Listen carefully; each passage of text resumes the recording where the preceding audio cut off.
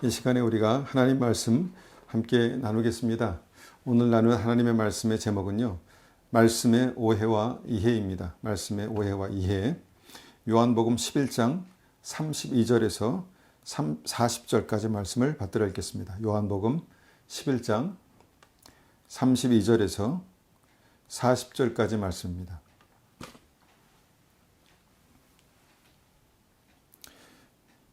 요한복음 11장 32절부터 제가 천천히 말씀을 받들어 읽겠습니다. 마리아가 예수 계신 곳에 가서 배웠고 그 발 앞에 엎드리어 이르되 주께서 여기 계셨더라면 내 오라버니가 죽지 아니하였겠나이다 하더라. 예수께서 그가 우는 것과 또 함께 온 유대인들이 우는 것을 보시고 심령의 비통히 여기시고 불쌍히 여기사 이르시되 그를 어디에 두었느냐 이르시되 주여 와서 보옵소서 하니 예수께서 눈물을 흘리시더라. 이에 유대인들이 말하되 보라 그를 얼마나 사랑하였는가 하며 그 중에 어떤 이는 말하되 맹인의 눈을 뜨게 한 이 사람이 그 사람은 죽지 않게 할 수 없었더냐 하더라. 이 예수께서 다시 속으로 비통히 여기시며 무덤에 가시니 무덤이 굴이라 돌로 막았거늘 예수께서 이르시되 돌을 옮겨 놓으라 하시니 그 죽은 자의 누이 마르다가 이르되 주여 죽은 지가 나흘이 되었음에 벌써 냄새가 나나이다. 예수께서 이르시되 내 말이 네가 믿으면 하나님의 영광을 보리라 하지 아니하였느냐 하시니. 우리가 가까운 사람과의 관계 속에서 그 사람에 대해서 내가 아무리 정확하게 알고 그 사람의 말을 정확하게 듣는다 하여도 우리가 어떨 때는 그 사람에 대해서 오해할 수 있습니다. 오해할 수 있다는 것이죠. 그 사람의 말에 대해서도 오해할 수 있고요. 그래서 그런 오해가 생기면 어떻게 됩니까? 때로는 우리의 감정이 상하기도 하고요. 심하게는 그 사람과의 관계도 깨지기도 합니다.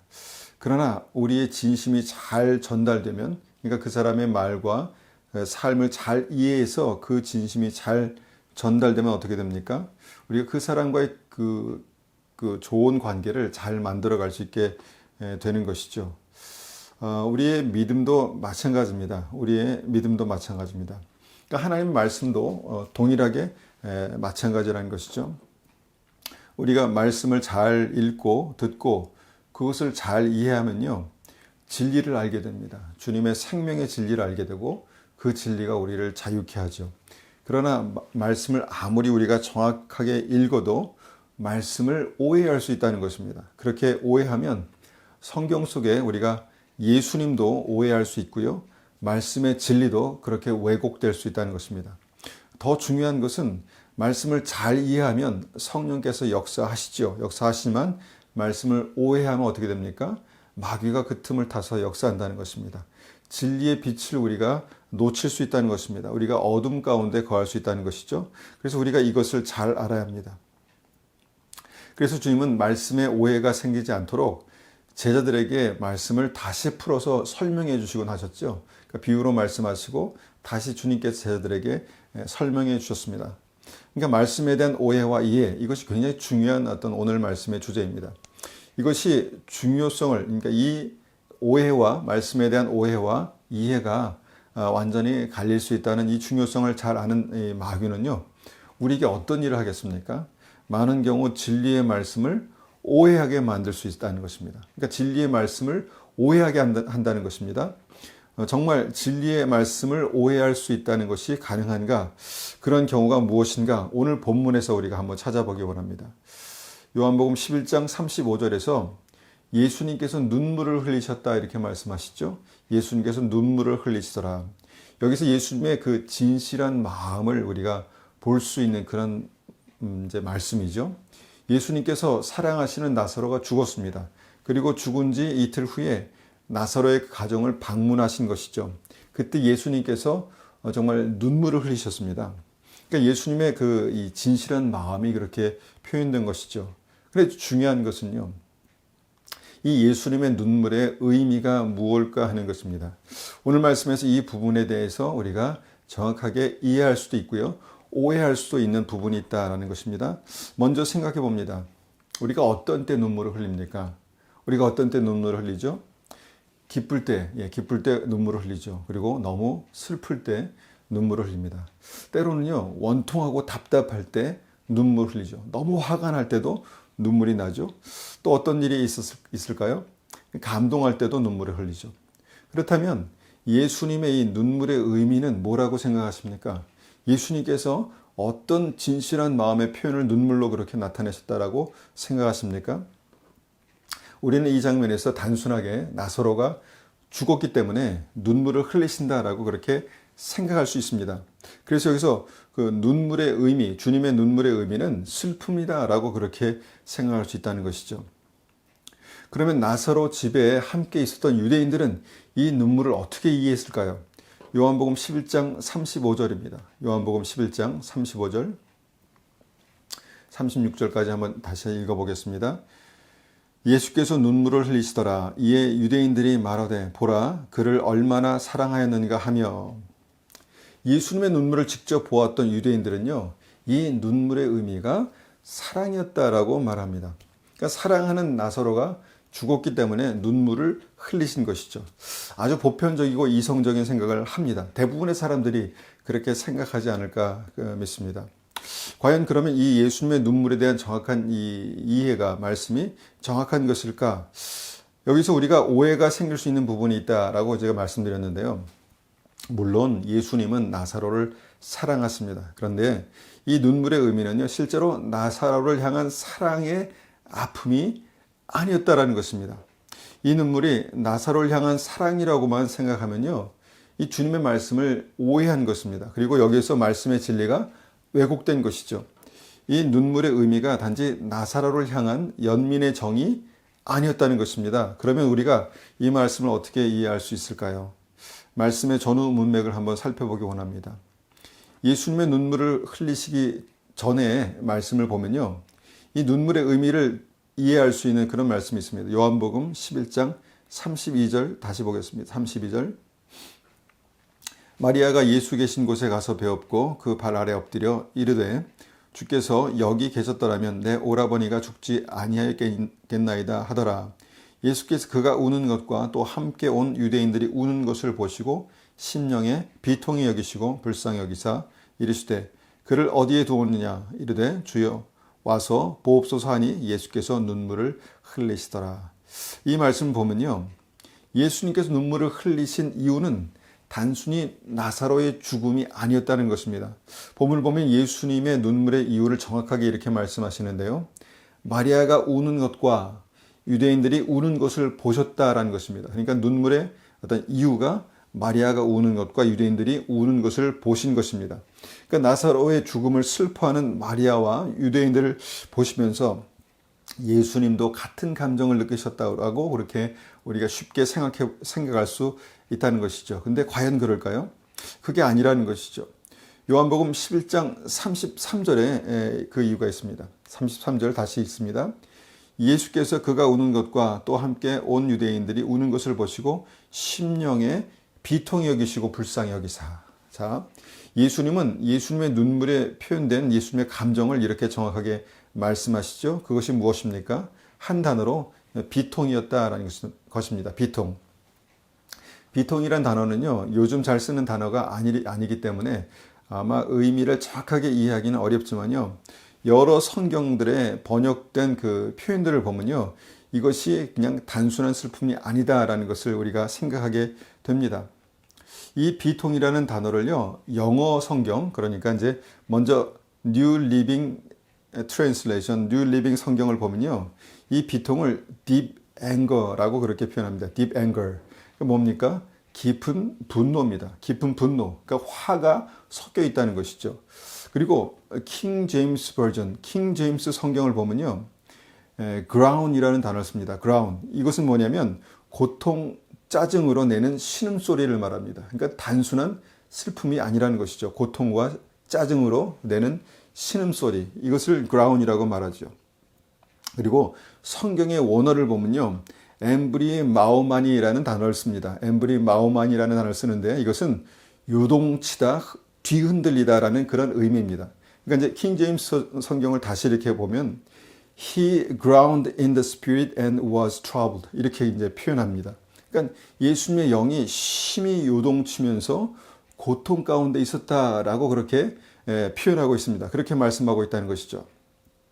그것을 성경은 정확한 예수님의 눈물의 의미라고 그렇게 표현하고 말씀합니다. 그러니까 단순히 나사로 죽음에 대한 안타까움과 슬픔이 아니라는 것이죠. 정확하게 하면 마리아와 유대인들이 우는 것을 보시고 너무너무 비통해 하셨다는 것입니다. 너무너무 슬퍼하셨다는 것이죠. 그래서 성경에 쓰인 단어들의 의미, 이 상황들을 종합해 보면요, 예수님의 눈물의 정확한 의미는 마리아와 유대인들의 슬퍼하는 모습을 보신 예수님의 deep anger, 그러니까 깊은 분노, 화가 있었다라는 것이죠. 이것을 우리가 다시 한번 확실하게 이해할 수 있는 말씀이 있습니다. 그 아래 말씀이죠. 요한복음 11장 37절에서 유대인이 이렇게 말합니다. 유대인들이 이렇게 말하죠. 37절. 그 중에 어떤 이는 말하되 맹인의 눈을 뜨게 한 이 사람이 그 사람은 죽지 않게 할 수 없었더냐 하더라. 자, 맹인의 눈을 뜨게 한 예수님이 이 나사로를 살릴 수 없었더냐 이렇게 이제 반문하는 것이죠. 이때 예수님의 반응이 무엇입니까? 11장 38절입니다.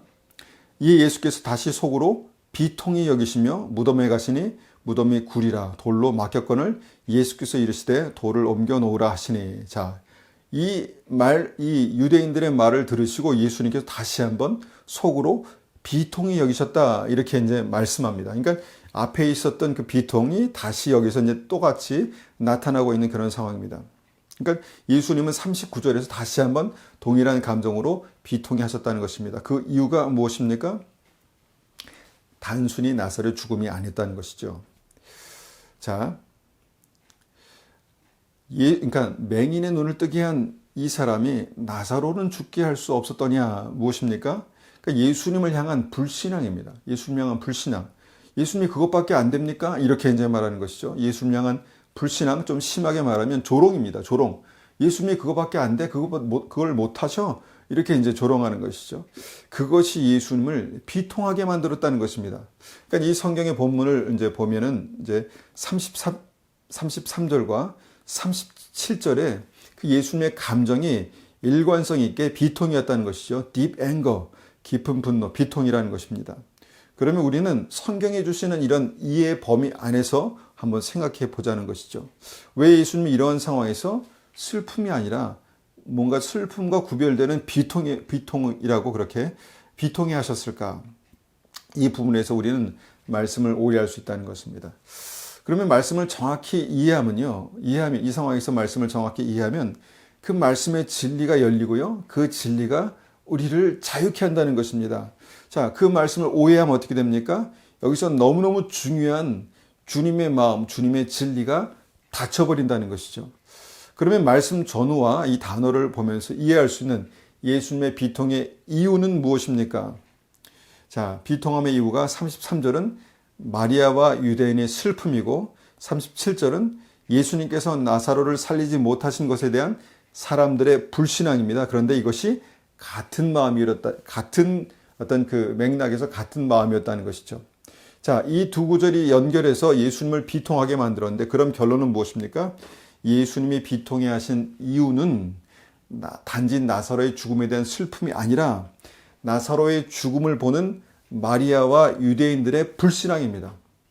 그러니까 단순히 나사로가 죽었기 때문에 슬프셔서 비통해한 것이 아니라 나사로의 죽음을 보는 마리아와 유대인들의 불신앙 때문에 비통해하신 것입니다.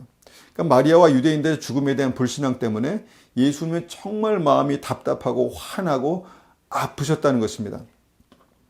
자, 이성적으로 우리가 생각해 보면 죽음은 모든 사람에게 슬픈 일이죠. 그런데 예수님은 그 죽음의 슬픔보다 더 슬픈 것이 있었습니다. 그것이 무엇입니까? 바로 죽음에 대한 불신앙입니다. 죽음에 대한 불신앙.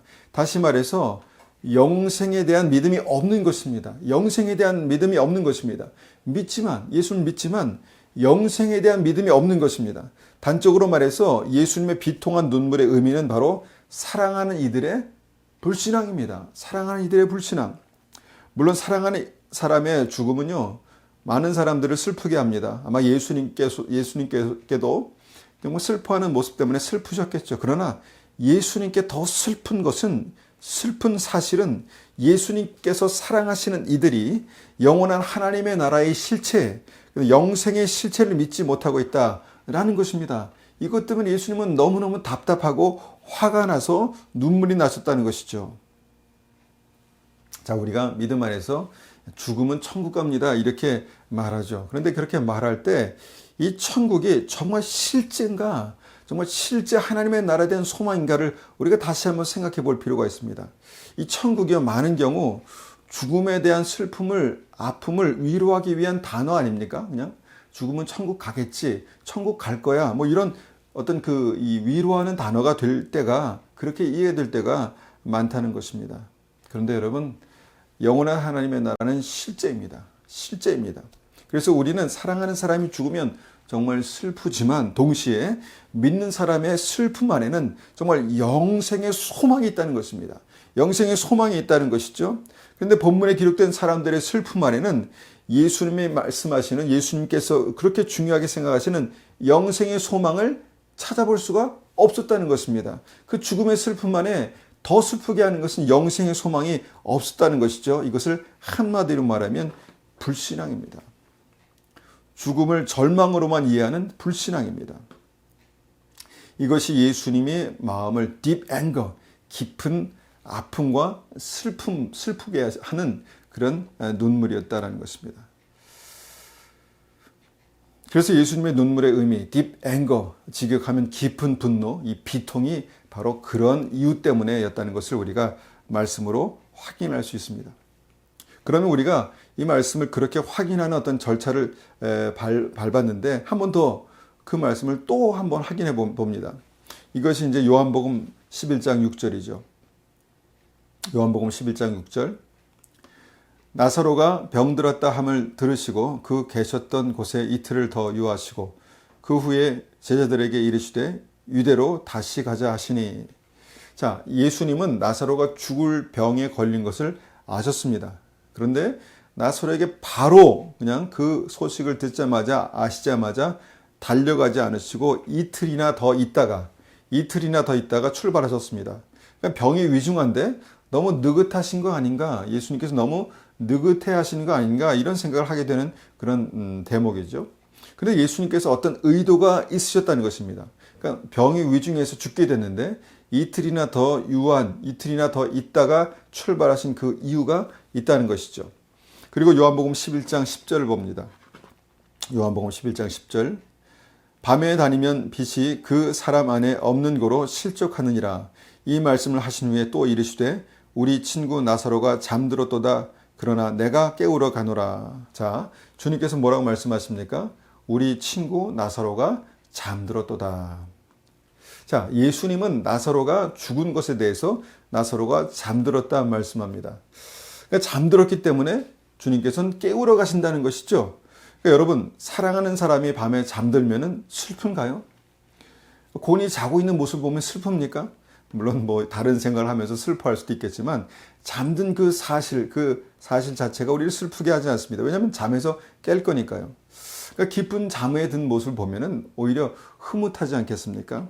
그런데 예수님께서 나사로의 죽음을 보시고 말씀하신 이 말씀 뭐냐면 나사로가 잠자고 있다. 그래서 깨우러 간다. 이렇게 말씀하셨다는 것이죠. 그러니까 예수님께서 죽음에 대한 어떤 예수님에 대한 생각은 굉장히 그냥 단순하고 가벼운 것입니다. 잠자는 것입니다. 잠들어 있다는 것이죠. 그런데 이것을 이해하지 못하는 마리아와 유대인들은 그렇게 생각하지 못했습니다. 예수님의 제자들조차 그렇게 생각하지 못했다는 것이죠. 이것을 예수님께서 무척 슬퍼하셨다는 것입니다. 말씀의 핵심은 무엇입니까? 그러니까 이 믿음을 가지고 있다라고 했을 때 이 믿음은 실제로 우리 죽음의 한계를 완전히 뛰어넘는 것이 진짜 예수님께서 기뻐하시는 믿음이라는 것입니다. 죽음의 한계, 죽음의 경계를 완전히 뛰어넘을 수 있는 것이 믿음입니다. 그러니까 영생의 실체를 아는 것이죠. 영원한 하나님의 나라의 실체를 아는 것입니다. 진짜 믿음은요, 우리 생각이 죽음의 경계를 뛰어넘어서 영생을 볼 수 있는 것입니다. 진짜 믿음은요, 우리의 감정이 죽음의 경계를 뛰어넘어서 소망을 보는 것입니다. 진짜 믿음은요, 우리 육체가 죽음의 경계를 뛰어넘어서 영생, 부활의 몸을 입는 것을 보는 것입니다. 믿으십니까? 그런데 이 믿음을 갖지 못하면 어떻게 됩니까? 10절에 주님께서 정확하게 말씀하시죠. 우리가 밤에 다니게 되고 실족하게 된다는 것입니다. 여러분, 우리가 진리를 알지 못하면, 진리가 우리를 자유케 하지 못하면요, 우리가 밤에 다니고 실족하게 될 수 있습니다. 그러니까 말씀을 정확하게 이해하지 못하면 우리 인생은요, 그냥 늘 깜깜한 밤이 될 수 있다는 것이죠. 그냥 죽음이 어둠이고 두려움이고, 그냥 죽음이 그냥 모든 것의 끝이 된다는 것이죠. 캄캄한 밤이 되는 것입니다. 그런데 그 어둠 가운데 있으면 실족할 수 있다는 것입니다. 여기서 말씀의 이해가 굉장히 중요하다는 말씀이죠. 이 말씀의 핵심은 죽음의 한계를 뛰어넘는 믿음이 진짜 믿음이라는 것입니다. 죽음의 한계를 뛰어넘지 못하면 우리는 말씀을 보지만, 예수님과 동행한다고 하지만, 진리를 알고 있다고 하지만, 많은 경우에 예수님이 사랑했던 마리아가 그랬던 것처럼 예수님의 진리의 말씀을 이해하지 못하게 됩니다. 알아듣지 못하게 된다는 것이죠. 이것을 넘어서 예수님 말씀을 오해하게 된다는 것이죠. 예수님의 말씀을 오해한다는 것은요, 진리의 말씀이 왜곡된다는 것입니다. 왜곡되어 이해된다는 것이죠. 내 인생을 향한 예수님의 뜻, 하나님의 뜻이 왜곡되고 오해된다는 것입니다. 내 인생을 향한 하나님의 은혜가 왜곡되고 오해될 수 있다는 것이죠. 이것이 예수님을 정말 슬프고 화나게 한다는 것입니다. 이것이 단적으로 딥 앵거라고 그렇게 표현된 것입니다. 그렇게 진리를 오해해서 말씀이 왜곡되면요, 많은 것이 뒤틀려집니다. 많은 것이 뒤틀려집니다. 여러분, 내가 주님께 받기 원하는 가장 큰 축복이 무엇입니까? 내가 주님께 받기 원하는 가장 큰 축복이 뭡니까? 생각나는 것이 있으시죠? 물질의 축복도 있을 수 있고요. 건강의 축복도 있을 수 있고, 정말 출세하고 싶은 명예에 대한 어떤 축복도 있을 수 있고, 행복하고 살고 싶은 그런 축복도 있을 수 있습니다. 이런 것들이 실제적인 어떤 하나님께서 우리에게 주실 수 있는 축복이라고 생각할 수 있지 않습니까? 그런데 성경은요, 주님 주시는 가장 큰 축복이 뭐라고 말씀하십니까? 가장 큰 선물이 뭐라고 말씀하시죠? 누가복음 11장 13절에 이렇게 말씀합니다. 너희가 악할지라도 좋은 것을 자식에게 줄 알거든 하물며 너희 하늘 아버지께서 구하는 자에게 성령을 주시지 않겠느냐 하시더라. 자, 성령을 주시는 것이 하나님의 가장 큰 선물입니다. 가장 큰 축복입니다. 우리 믿는 사람들에게 구원의 보증으로 성령을 주셨습니다. 우리는 성령을 받았습니다. 믿으십니까? 예, 우리는 주님께서 주시기 원하시는 가장 큰 축복을 이미 받았습니다. 엄청나고 정말 그 큰 하나님의 축복을 이미 다 받은 것입니다. 그런데 문제는 모든 크리스천들이 그렇게 느끼지 못한다는 것입니다. 내가 뭘 다 받았어? 나에게 부족함이 이렇게 많은데, 나에게 정말 없는 것이 이렇게 많은데 내가 뭘 다 받았단 말이야? 이렇게 생각하게 되는 것이죠. 그러니까 하나님의 축복이 왜곡되는 것입니다. 하나님의 진리가 왜곡될 수 있다는 것이죠. 무슨 말씀입니까? 우리가 진리의 말씀을 들어도 잘 이해하지 못할 때 오해가 생기고 왜곡이 일어나고, 그러면서 우리가 어둠 가운데 있을 수 있다는 것입니다. 여러분, 말씀을 통해서 우리가 그럴 수 있다는 것을, 이 가능성을 받아들여야 합니다. 우리는 항상 정확하게 이해한다라는 생각은 틀린 것입니다. 우리가 진리의 말씀을 직접 들어도요, 말씀을 오해할 수 있고요. 우리가 예수님께서 하시는 어떤 모습들을 직접 보아도 말씀을 오해할 수 있습니다. 주님의 뜻을 오해할 수 있는 가능성이 우리에게 있다는 것이죠. 그래서 많은 사람들이 성경을 안다고 하지만, 예수님을 만났다고 하지만 진리에서 떠나기도 하고요, 예수님을 버리기도 합니다. 이게 가능한가? 그런 일들이 실제로 나타난다는 것입니다. 저에게 참 안타까운 그런 기억이 있습니다. 제가 정말 이 말씀을 전할 때마다 진심을 담아서 설교하는데, 물론 완벽할 수는 없죠. 근데 진심을 담아서 정말 중요한 말씀을 설교했을 때 정말 그 교회를 떠나시는 분들이 가끔 있었습니다. 그러니까 말씀을 제가 전하는 그 중심을 이해하지 못하고 목사의 설교를 오해한 것이죠. 가장 최근에 뼈아픈 기억이 제게 있는데요. 그 뼈아프게 했던 본문이 바로 이것입니다. 요한복음 7장 8절. 요한복음 7장 8절. 7장 8절입니다. 너희는 명절을 지키러 올라가거라. 나는 이번 명절에는 올라가지 않겠다. 내 때가 아직 이르지 않았다. 예수님께서는 이 말씀을 하시고 그냥 갈릴리에 머물러 계셨습니다. 자, 본문에서 예수님은 예수님의 동생들에게 초막절을 지키러 예루살렘에 가지 않으시겠다라고 그렇게 말씀하셨습니다. 예수님께서 말씀하셨으니까 정확한 거 아니겠습니까? 분명한 거 아니겠습니까? 그런데 바로 다음 절에 성경은 이렇게 기록하고 있습니다. 7장 10절입니다. 그러나 예수님의 동생들이 명절을 지키러 올라간 후 예수님께서는 사람들의 눈에 띄지 않게 은밀히 올라가셨습니다. 결론은 무엇입니까? 올라가셨다는 것이죠. 그러니까 이 말씀이 무엇인가요? 예수님께서 거짓말하신 것인가? 예수님께서 갑자기 말을 바꾸신 것인가? 예수님 마음을 우리가 충분히 이해한다 해도 예수님께서 너무 쉽게 말을 바꾸신 것이 아닌가 이런 생각을 하게 된다는 것이죠. 만일 우리와 가까운 주변 사람들이 그렇게 행동한다면 여러분 100% 그 사람을 이해할 수 있겠습니까? 그게 안 되죠. 오해하게 되죠. 오해합니다. 그러니까 이 말씀을 이성적으로 보면 충분히 오해할 수 있다라는 것을 말씀드린 것입니다. 그러나 이 말씀의 핵심 결론은 무엇입니까? 우리의 이성은 주님의 말씀과 행동을 오해할 수 있다라는 것을 알려드리려고 말씀드리려고 한 것입니다. 그러나 그럼에도 불구하고 주님의 말씀과 삶은요, 우리의 이해의 한계를 뛰어넘는 진리이십니다. 우리의 이해의 한계를 뛰어넘는 진리가 주님의 말씀과 삶입니다. 그래서 우리의 이성이 아니라 우리의 믿음으로 예수님에 대한 완전한 신뢰를 가질 때 우리의 믿음은 우리의 한계를 뛰어넘어서 승리할 수 있다는 것이죠. 그러나 이 설교를 하고 난 후에 말씀을 정말 사랑하시는 어떤 집사님이 시험에 들게 됐고요. 그러니까 몇몇 분들이 교회를 떠나셨습니다. 그러니까 우리가 대부분 말씀을 이제 들어도 내가 말씀을 들으면 100% 정확하게 이해할 수 있다라는 확신이 각자에게 있다는 것이죠. 그런데 그 확신 때문에 말씀을 오해할 수 있다는 것입니다. 그러니까 진리를 오해하고 설교의 핵심을 오해할 수 있다는 것이죠. 충분히 그럴 수 있습니다. 그러니까 말씀을 정확히 읽는다고 우리가 진리를 다 이해하는 것이 아니라는 것이죠.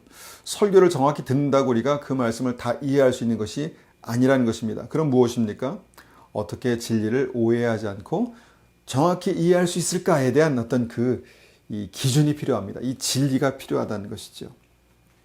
자, 어떻게 우리가 진리를 오해하지 않고 정확하게 이해할 수 있을까요? 첫 번째로 예수님에 대한 완전한 신뢰가 필요합니다. 이것이 믿음입니다. 예수님에 대한 완전한 신뢰. 주님은 완전하십니다. 내게 행하시는 하나님의 역사는 완전하십니다. 나를 향한 주님의 인도하심은 완전하십니다. 내 인생에 주님의 계획은 완전하십니다. 믿으십니까? 믿으셔야 합니다. 이것이 믿음입니다. 우리 눈에 보기에는 완전하지 않은 것 같습니다. 우리 눈에 보이기는 약간 뒤틀린 것 같습니다. 그러나 주님께서 우리를 향한 하나님의 계획, 하나님의 뜻, 하나님의 인도하심은 완전하십니다. 이것을 신뢰하는 것입니다. 예수님에 대한 100%의 신뢰, 이것이 믿음입니다. 주님의 완전한 계획은요, 나를 영생 천국으로 데려가시는 것이 우선입니다. 이 땅에서 좀 잘 먹고 이 땅에서 좀 잘 살고 이것이 아니라 영원한 하나님의 나라에 들어오게 하는 것이 우선이라는 것입니다. 이것을 단적으로 어떻게 확인합니까? 오늘 본문에 정확한 핵심이 있죠. 내 인생의 죽음을 보는 믿음의 이해가 온전해져야 한다는 것입니다. 내 인생의 죽음을 보는 믿음의 이해가 온전해져야 한다는 것이죠. 죽음이 끝이 아니라 새로운 시작이 되는 것입니다. 죽음은 끝이 아니라 새로운 시작이 되는 것이죠. 주님을 온전히 신뢰하는 믿음이 그런 믿음을 갖게 된다는 것입니다. 이 땅에서 우리가 100년도 안 되는 짧은 삶을 살 때 그 새로운 시작을 준비할 수 있는 그 시간이 바로 이 인생입니다. 그러니까 이 짧은 인생 속에서 우리가 영원한 하나님의 나라를 준비하는 것이 인생이죠. 이것이 주님의 시각입니다. 주님의 뜻이죠. 이런 믿음으로 내 삶에 역사하시는 예수님을 100% 신뢰하는 것이 믿음입니다. 그러면요, 믿음의 새로운 차원이 열립니다. 어둠 가운데 있었던 믿음에 빛이 임하고 새로운 차원이 열린다는 것이죠. 우리가 또 두 번째로 믿음의 오해를 이해로 바꾸기 위해서 우리가 기억해야 되는 것은 뭐냐면 성령의 완전한 인도하심을 신뢰하는 것입니다. 성령의 완전하신 인도하심을 신뢰하는 것이죠. 하나님께서 우리에게 가장 좋은 것을 주시겠다고 말씀하시고 그 좋은 것, 좋은 선물, 그분이 누굽니까? 성령님이십니다. 성령님께서 우리 안에 계시고 성령께서 우리 안에 역사하시고 인도하십니다. 이 완전한 성령의 인도하심을 신뢰하는 것입니다. 주님께서 우리의 삶을 인도하십니다. 책임지십니다. 그런데 그 성령께서 우리 안에 계신다는 것입니다. 그것을 위해서 성령께서 우리 안에 계신다는 것이죠. 성령께서 지혜를 주시고 성령께서 능력을 주시고 성령께서 축복을 주십니다. 성령께서 힘을 주십니다. 그래서 성령이 충만해야 우리가 주님을 오해하지 않을 수 있습니다. 성령을 온전히 신뢰해야 주님을 오해하지 않을 수 있습니다. 우리가 성령 충만함이 있어야 말씀을 오해하지 않을 수 있습니다. 성령 충만함이 있어야 말씀을 이해할 수 있습니다. 그리고 성령 충만을 어떻게 우리가 성령 충만을 가질 수 있습니까? 기도밖에 없죠. 주님 앞에 기도하는 것입니다. 기도하며 성령의 충만함을 받고 말씀을 붙들고 기도하며 성령의 충만함을 받을 때 진리가 우리를 자유케 하는 것이죠. 진리가 이해되고 진리가 성령과 함께 역사하고 이 성령의 완전하신 인도하심을 받는 것이죠. 이 성령님을 신뢰하십시오. 내 이해력이 아니라 성령의 어떤 인도하심을 신뢰하시라는 것입니다. 세 번째로 믿음의 오해를 이해로 바꾸기 위해서는요. 절대로 우리가 주님을 앞서 나가지 않는 것입니다. 절대로 우리가 주님을 앞서 나가서는 안 됩니다. 우리가 말씀을 알고 있고 주님을 알고 있다 하더라도 주님께서 지금 여기 계신데 내가 저 앞서 나간다면 우리는 주님을 앞서가는 것입니다. 그러니까 우리의 생각이 주님을 앞서갈 수 있다는 것이죠. 왜? 우리의 생각이 빨리빨리 이렇게 빠른 사람이 있지 않습니까? 그런데 그 빠른 것이 오히려 약점이 될 수 있습니다. 너무 앞서 나가다가 주님의 생각을 앞서갈 수 있다는 것이죠. 우리가 주님의 마음을 앞서갈 수 있습니다. 그러니까 주님께서는 왜 슬퍼하시나? 나사로의 죽음 때문에 슬퍼하셔. 이게 앞서가는 것이죠. 그러니까 주님의 마음을 우리가 앞서갈 수 있다는 것입니다. 그때 우리가 주님과 주님의 말씀을 이제 오해할 수 있다는 것이죠. 그래서 마귀는요, 우리의 이성으로 주님을 그렇게 앞서가게 만듭니다. 그러니까 우리의 이성으로 주님을 앞서가게 만든다는 것이죠. 그렇게 말씀을 오해하면 어떻게 됩니까? 우리가 넘어지게 됩니다. 넘어지게 됩니다. 그러니까 베드로가 주님을 앞서가다가 어떻게 됐습니까? 주님의 생각과 주님의 어떤 그 말씀을 앞서가다가 어떻게 됐습니까? 너는 나를 넘어지게 하는 자로다. 이렇게 이런 말을 듣지 않았습니까? 그러니까 주님을 앞서갔다는 것이죠. 절대로 주님을 앞서가지 마십시오. 우리 인생에 대해서 내 삶의 성공과 실패에 대해서 그냥 너무 쉽게 결론 내리지 마십시오. 하나님께서 하시는 것입니다. 주님께서 역사하시는 것입니다. 나를 통해서 역사하시는 완전하신 주님을 앞서가지 않은 것이 지혜입니다. 주님과 함께 한 걸음 한 걸음 그렇게 걷는 것이 지혜라는 것이죠. 주님을 앞서가지 않는 방법이 무엇입니까? 주님을 어떻게 앞서가지 않을 수 있습니까? 기다리는 것입니다. 순종하는 것입니다. 기다리고 순종하는 것입니다. 믿음의 사람 아브라함도 주님의 생각을 앞서가다가 어떻게 됐습니까? 이스마엘을 낳았습니다. 믿음의 사람도 이스마엘을 낳았다는 것입니다. 주님의 생각을 앞서간 것입니다.